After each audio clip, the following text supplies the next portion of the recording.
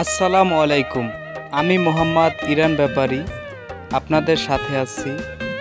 আমি এখন কোরবানির গরুর হাটে আসছি, শিমুলতলা বাজার। এখানে মোট 3টি স্থানে সুন্দর সুন্দর গরু উঠেছে এবং নাদুস নুদুস গরু, চারপাশে গরু আর গরু। কিন্তু তার মধ্যেও আমরা দেখতে পাচ্ছি অনেক মানুষ আসছে আমাদের এই শিমুলতলা বাজারে।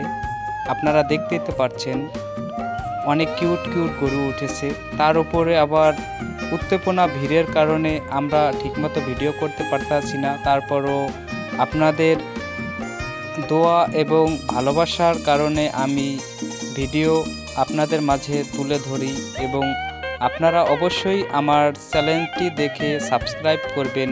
MD Iran Hossain. এবং কোরবানির গরু দেখলে অনেক ভালো লাগে এবং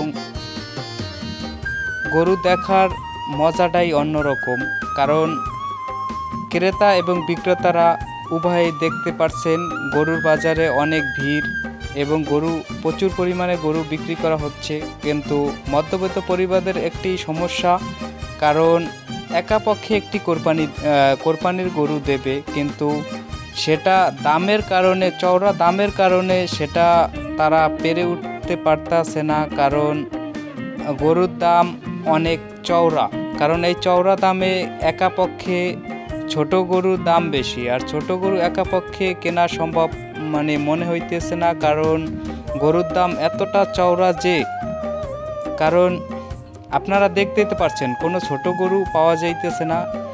1 লাখ 1.5 লাখ একের 1.5 লাখ 2 লাখ এর উপরে ছাড়া নিচে গরু পাওয়া যাইতেছে না, আর ছোট গরু দাঁতে নাই। আর এই কারণে